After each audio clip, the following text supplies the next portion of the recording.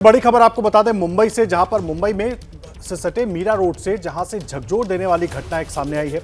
Meera road के नया नगर इलाके में 32 साल की एक महिला को उसके लिव इन पार्टनर ने बेरहमी से टुकड़े टुकड़े करके मार दिया। आरोप है कि महिला की हत्या के बाद शव को ठिकाने लगाने के लिए पहले शव के टुकड़े किए गए और फिर उसे कुकर में उबालकर मिक्सर में पीसकर शव के टुकड़ों को ठिकाने लगाया गया। आरोपी को गिरफ्तार कर लिया गया है। हालांकि आरोपी का कहना है कि महिला ने आत्महत्या कर ली थी, उसके बाद पकड़े जाने के डर से उसने ये खौफनाक हरकत की। तस्वीरें हम आपको दिखा रहे हैं उस घर की भी जहां पर ये सब कुछ हुआ था, और दूसरी तस्वीर आप देख रहे हैं। और कितना विभत्स ये हत्याकांड है, इसको देखकर अंदाजा लगाइए। हालांकि आरोपी की तरफ से कहा जा रहा है कि महिला ने पहले ही आत्महत्या कर ली थी और पकड़े जाने के डर से उसने महिला के शरीर के टुकड़े किए और उसके बाद कुछ टुकड़ों को कुकर में उबालकर मिक्सी में पीस लिया और उनको गटर में ले जाकर बहा दिया। मुंबई से सटे मीरा रोड की ये दिल दहला देने वाली घटना। तो ये बड़ी अपडेट हम आपको लगातार दे रहे हैं। ये घटना कितनी विभत्स है इसका अंदाजा लगाइए। ये घटना कितनी डरावनी है, रोंगटे खड़े कर देने वाली। इस खबर को सुन के शरीर में सिहरन पैदा हो जाएगी, क्योंकि एक लिव इन पार्टनर जो 50 साल के ऊपर का है 32 साल की युवती के साथ लिव इन में रहता है और जब झगड़ा होता है तो उसे जान से मार देता है। इस पूरे अपराध से बचने के लिए वो उन शव के टुकड़े करता है, उसे काटता है, कुकर में उबालता है, मिक्सी में पीसता है और फिर उसे ले जाकर गटर में फेंक देता है। जो बचे हुए टुकड़े हैं उनसे बदबू आती है, पड़ोसियों को पता चलता है और पुलिस को इन्फॉर्म किया जाता है। तब जाकर इस पूरे मामले का खुलासा होता है। मुंबई के मीरा रोड से ये घटना हम आपको बता रहे हैं। इन्फॉर्मेशन आई थी कि एक घर से बदबू आ रही है। तो मौके पे पुलिस ने आके यहाँ पे दरवाजा खोला तो एक लाश मिली है, जिसमें उसके पीसेस किए गए मिले हैं।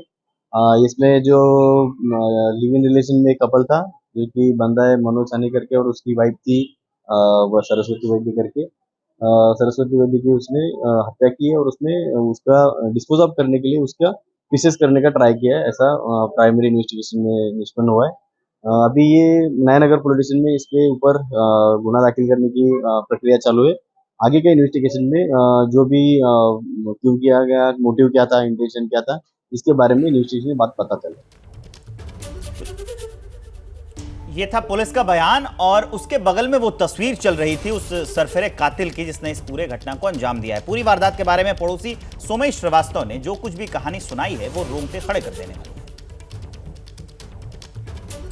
सुमेश जी, आप 704 में गए थे, मतलब क्योंकि किसी को पता नहीं था अंदर क्या है। तो जब अंदर गए तो क्या कुछ आपने देखा? कुछ नहीं, बेड पे ब्लैक कलर की थैली लगी थी। हाँ। किचन में पार्ट्स रखे थे कट करे हुए बाल्टी में। बस फिर उसके बाद वही जो जिनने किया था वो खुद ही आ गए थे 1 घंटे बाद। उनको पता ही नहीं था पुलिस आई है घर में। फिर आए, फिर सब क्राइम ब्रांच वाले सब आ गए, फिर दरवाजा क्लोज कर दिया था। फिर आपको बाहर निकाल दिया? बाहर निकल गया था। अच्छा, जब आप अंदर गए तो बेड पे काली थैली थी, क्या बेड पे भी बॉडी का कोई हिस्सा रखा था या सिर्फ किचन में? क्या बाल्टी में भर भर के रखा था? किचन में था सब कुछ। क्या क्या था बताइए ना, किचन में क्या क्या देखा? बाल्टी में सब ब्लड और उसमें बाल्टी में पीसेस रखे। जितना ध्यान से देखा नहीं जा रहा था ना, क्योंकि सड़ गई थी बॉडी। अच्छा। स्मेल स्टिंग कर रहा था पूरा। अच्छा, तो कितनी बाल्टियाँ थी?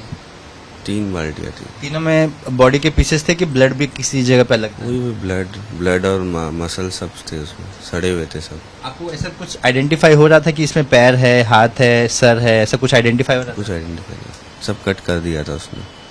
कोई बॉडी का कोई हिस्सा ही नहीं था? नहीं, सब बाल्टी में ब्लड भरा हुआ था ना, सब अंदर था उसके। अच्छा। वो फिर बाद में जब मेडिकल वाले लोग आएंगे, फॉरेंसिक वाले, तो उन्होंने देखा रहेगा क्या क्या पीस था। अच्छा। ऐसे विजिबल कुछ नहीं था उधर। मतलब आप ऐसे देख के बता नहीं सकते कि बॉडी का कोई हिस्सा पड़ा हुआ है?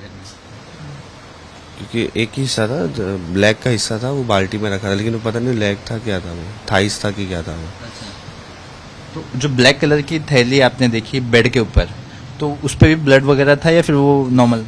कुछ ब्लड नहीं था, सिर्फ थैली थी प्लास्टिक की। प्लास्टिक की थैली थी। तो ये जो 3 बाल्टियाँ थी, कितनी बड़ी बड़ी बाल्टियाँ थी?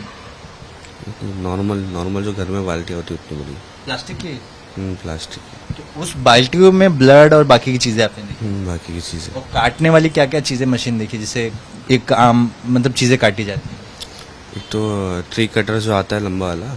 अच्छा, ट्री कटर। यस, वो था। एक वुड कटर आता है, वो एक मशीन रखी थी। बस 2 ही मशीन थी। अच्छा। 2 मशीन दिखी और घर में बहुत सारे एयर फ्रेशनर वगैरह भी था। एयर फ्रेशनर था और स्मेल स्टिंग तो बहुत कर रहा था। स्टीम बहुत कर रहा हाँ, इसकी वजह से देख भी नहीं पा रहे थे लोग, वहाँ जा भी नहीं पा रहे थे, स्टिंग कर रही थी बॉडी। था। कितने दिन से चल रहा था स्मेल? 2 दिन से। मीरा रोड के गीता आकाशदीप नामक इस सोसाइटी में दिल दहलाने वाली घटना सामने आई है। मैं आपको ये जो फ्लैट दिखा रहा हूँ 704 नंबर का ये फ्लैट है। आज पूरे शहर में चर्चा का विषय इस वजह से बना है क्योंकि यहाँ पर जो लोग रहते थे मनोज साने और सरस्वती, इसमें सरस्वती की मौत हो चुकी है और मौत की वजह मनोज साने है। जो पुलिस का दावा है कि मनोज साने को ये शक था कि सरस्वती का कहीं और अफेयर है और दोनों जन मनोज और सरस्वती इसी फ्लैट में लिव इन रिलेशनशिप में रहते थे। आखिर उसकी मौत की बात कैसे सामने आई हम समझने की कोशिश करते हैं। 704 ये फ्लैट है, उस फ्लैट के सामने 701 नंबर फ्लैट है। ये जो यहाँ पर कौन कौन रहता था इस फ्लैट में और आखिर कैसे आप लोगों को लगा कि कुछ तो गड़बड़ है? नहीं, फ्लैट के अंदर रहने वाले 2 जन थे। अभी हम लोगों के हिसाब से तो मियाँ बीवी थे, लेकिन अभी उनका रिलेशन क्या था पता नहीं, दोनों जन रहते थे। तो अभी जब उनका इंक्वायरी हुआ तो पता चला कि 4 तारीख को डेथ हो गई थी उसकी और कल 8 तारीख थी। तो 4 दिन के बाद में जब बॉडी का स्मेल आने लगा था हम लोग तो पहले समझे कि कोई चूहा वगैरह कोई जानवर मरा होगा उसी के पास आएगा। इधर देखे तो सबका घर तो खुला था, यही एक लॉक था। अच्छा।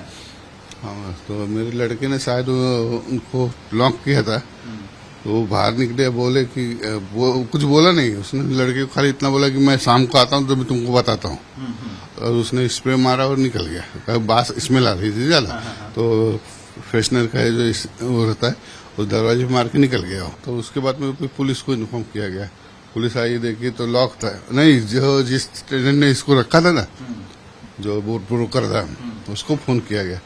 बोला कि तुम्हारे घर से ऐसा, मेरे लड़के ने सेक्रेटरी को फोन किया तो सेक्रेटरी ने उसको फोन किया। उन्होंने वो बोला, उन्होंने देखा कि ऐसा ऐसा है, तो वो आए थे इधर पे, तो देखा तो इसका लॉक था, ये शाम को आने वाला था। उसके पहले पुलिस वगैरह आ गई थी, तो बोले लॉक तोड़ना पड़ेगा। तो फिर उन्होंने लॉक तोड़ा। लॉक तोड़ने के बाद में अंदर गए वो लोग। उसके बाद में वो टेनेंट आया, जो ओनर था, जो मनोज करके है, वो आया जब पुलिस लोग अंदर ही ऑलरेडी थे। अच्छा। तो जैसे लिफ्ट से आया तो जो उनका ब्रोकर था उसने पहचाना यही तो आदमी है। तो उसको वहीं से लिफ्ट से वो पुलिस वाले ने अंदर ले गए, फिर उससे जो बात की हो गई। तो दोनों जन साथ में जाते थे और साथ में ही आते थे। मैं आपको यहाँ दिखाना चाहूंगा, आपको ये जो हैंड ग्लव्स वगैरह दिखाई दे रहा होगा, ये कल यहाँ पर फॉरेंसिक की टीम आई थी, पुलिस की स्पेशल टीम आई थी, जिन्होंने पूरे घर का बारीकी से मुआयना किया। चूंकि ये एसओपी का एक हिस्सा है कि जब भी कोई अधिकारी अंदर जाता है तो उसके फिंगरप्रिंट्स कहीं और ना लगें, इस वजह से ग्लव्स का इस्तेमाल करते हैं ताकि सबूतों से छेड़छाड़ ना हो। देखिए, इस मामले को लेकर अब एनसीडब्ल्यू यानी नेशनल कमीशन फॉर वुमेन ने भी इस पर अपनी बात कही है। उसकी चेयरपर्सन रेखा शर्मा की तरफ से कहा गया है कि इस तरह के मामले जो हैं वो कई बार सामने आ रहे हैं, इन पर गंभीरता से संज्ञान लेना होगा। इस तरह की घटनाएं बहुत बढ़ गई हैं, ये महिला आयोग की तरफ से कहा गया है और इस पर संज्ञान लेना होगा। और नेशनल कमीशन फॉर वुमेन की जो अध्यक्ष हैं रेखा शर्मा, उन्होंने कहा है कि वो इस पर चिट्ठी भी लिखेंगी महाराष्ट्र पुलिस को। सूरज ओझा हमारे साथ जुड़ गए। सूरज, अब एनसीडब्ल्यू ने भी इस पूरे मामले पर संज्ञान ले लिया है, क्या लग रहा है इस पूरे घटना के पीछे की वजह क्या थी, एक तो वो बताइए। अब तक कार्रवाई कहां पहुंची है, पुलिस की जांच में पूरी बात निकल करके आई है? देखिए, ये काफी गंभीर मामला है और एनसीडब्ल्यू ने काफी सही संज्ञान लिया है, लेकिन ये संज्ञान बहुत पहले लेना चाहिए था क्योंकि ऐसे कई सारे मामले आ रहे हैं जहां पे महिलाओं की निर्मम हत्या की जा रही है। देखिए, मैं आपको दिखाना चाहूं, ये पहले कपल इस बिल्डिंग में रहता था, लेकिन कोविड के बाद वो इस बिल्डिंग में शिफ्ट हो गया, जहां 7वीं मंजिल पर उसकी डेड बॉडी कहे या फिर शरीर के कई छोटे छोटे हिस्से मिले हैं, जो पुलिस कहती है करीब 100 से ज्यादा टुकड़े किए गए हैं।